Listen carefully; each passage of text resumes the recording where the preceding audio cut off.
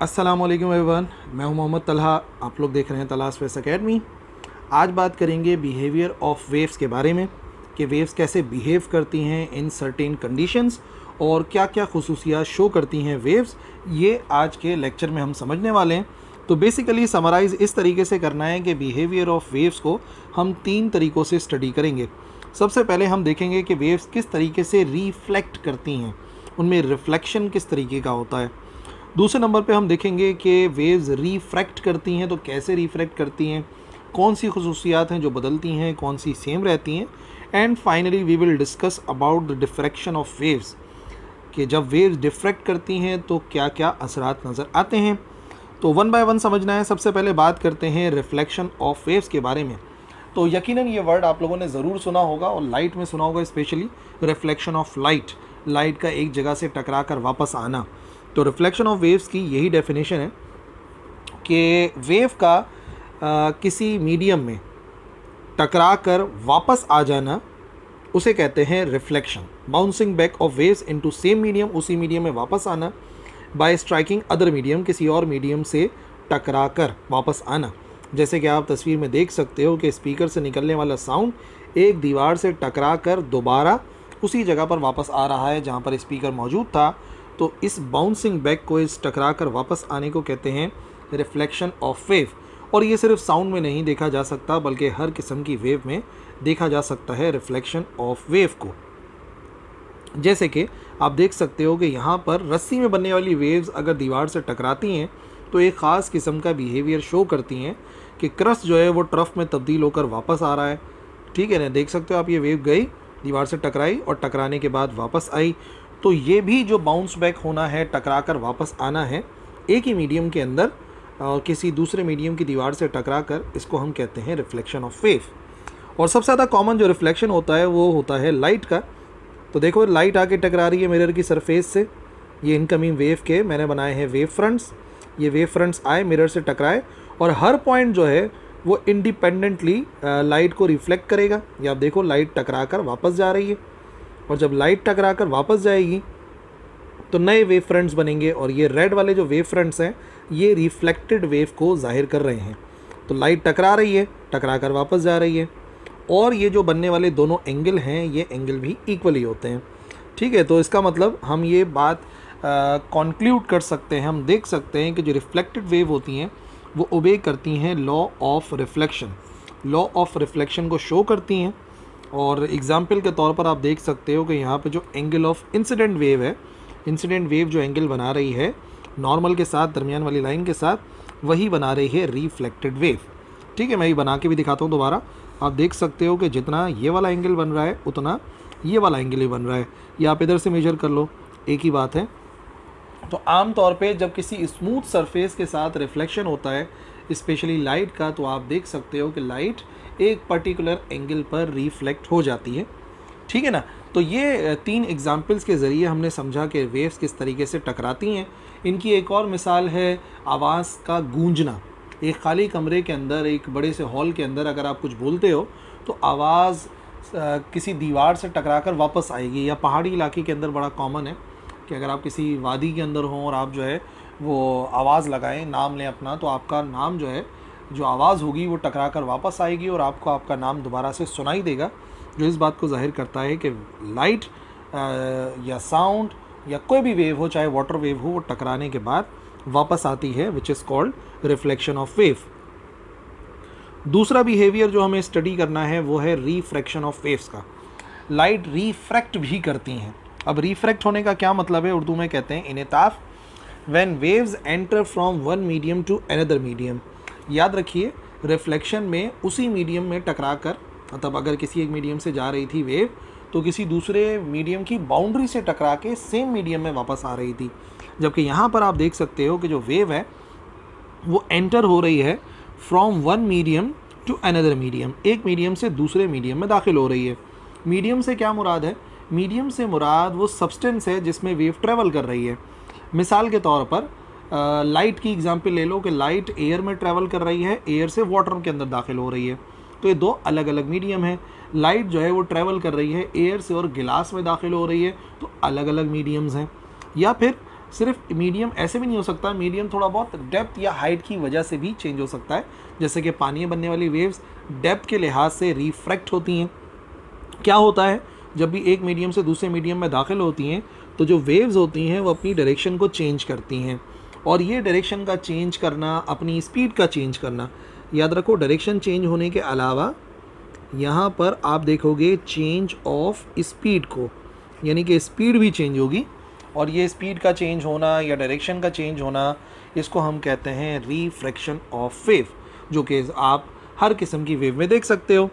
सबसे पहली मिसाल लाइट की है। आप देख सकते हो लाइट जब ट्रैवल करती हुई आ रही है, इंसिडेंट रे तेज़ी से आ रही है, गिलास के अंदर दाखिल हुई, ये गिलास है फॉर एग्ज़ाम्पल, तो जैसे ही गिलास में दाखिल हुई आप देख सकते हो कि उसकी डायरेक्शन भी चेंज हो रही है और उसकी स्पीड भी स्लो डाउन हो जाती है गिलास के अंदर, और फिर एयर में आके नॉर्मल हो जाती है। तो आप देख सकते हो ये इंसिडेंट रे को इस पाथ को फॉलो करना चाहिए था, लेकिन उसने इस पाथ को फॉलो नहीं करा, बल्कि वो थोड़ी सी बेंड हो गई और बेंड हो गए वापस चली गई।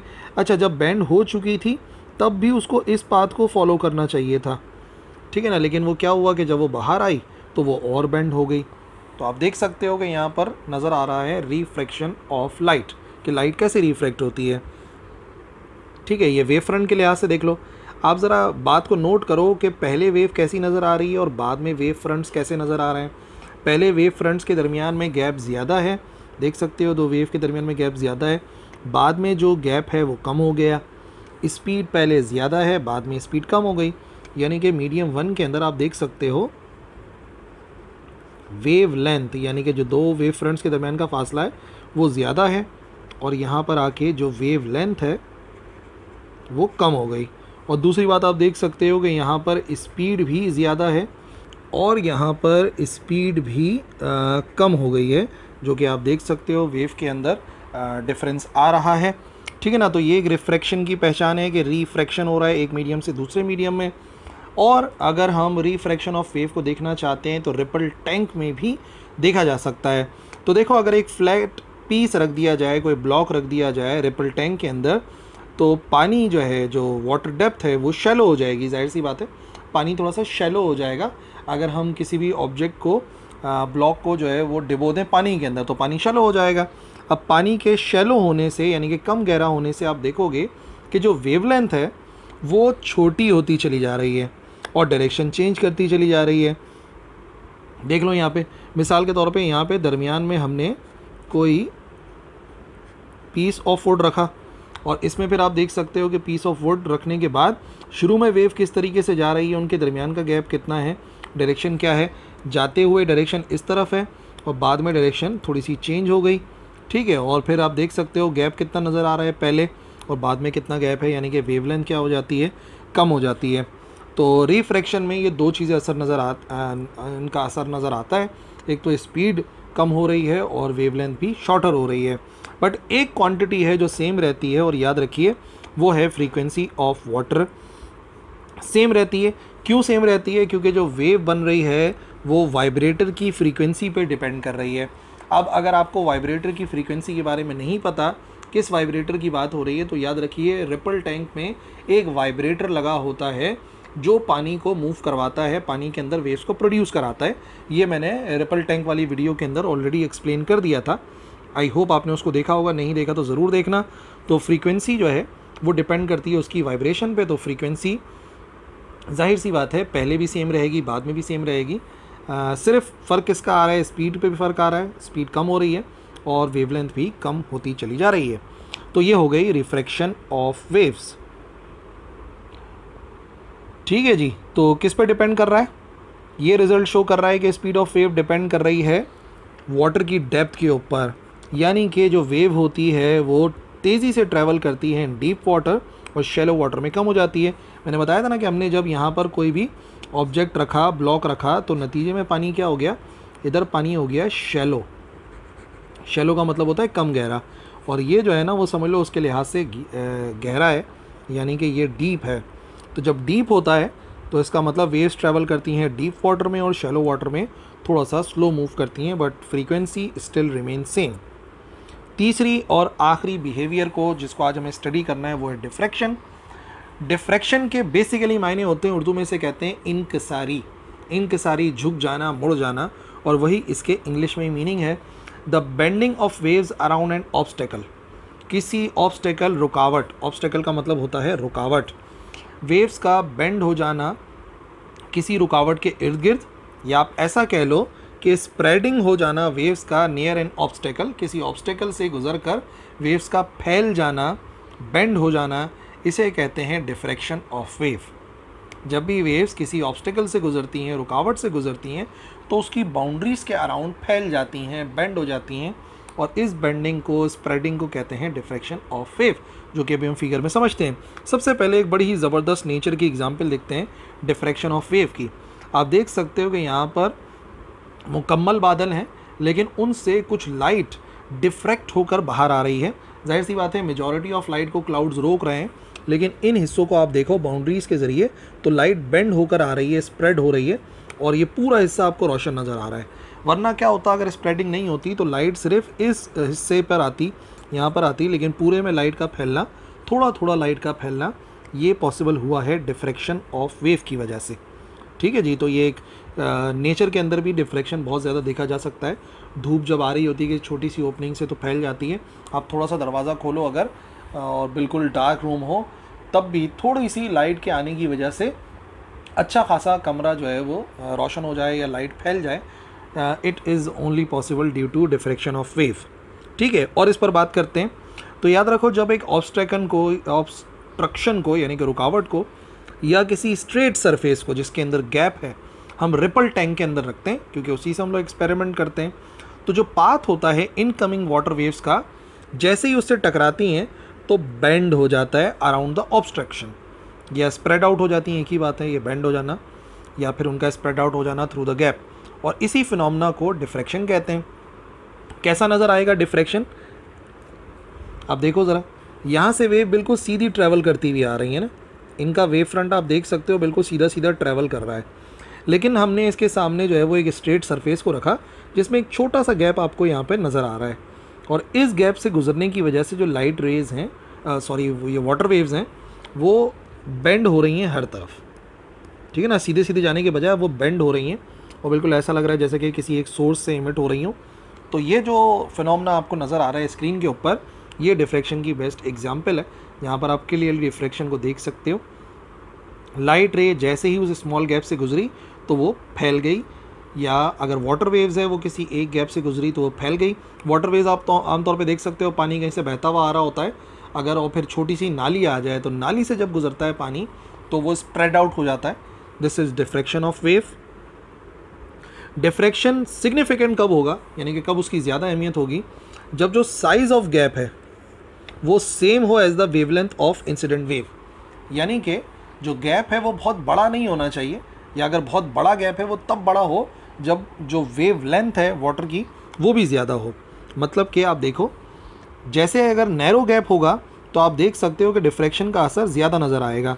सीधी सीधी वेव जाते जाते आपने देखा कि गैप इतना है तो ये स्प्रेड आउट हो गई ना, इतनी वेव्स क्या हो गई, स्प्रेड आउट हो गई। तो जब भी नैरो गैप होता है, यानी जिसकी चौड़ाई बराबर होती है to the wavelength of incoming ripples या वेव्स, तो जो रिपल्स होती हैं, वेव्स होती हैं, वो गैप से पास होती हैं ऑलमोस्ट सर्कुलर।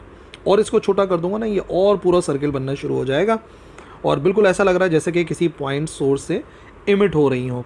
जबकि अगर यही गैप बड़ा हो तो क्या होगा, जैसे जैसे गैप वाइडर हो जाता है आप देख सकते हो डिफ्रैक्शन का असर कम नज़र आ रहा है। यहाँ पे बेंडिंग जो है वो कम नज़र आ रही है, इधर बेंडिंग ज़्यादा नज़र आ रही थी, और यहाँ पे आप देख सकते हो जो बेंडिंग है वो ना होने के बराबर है।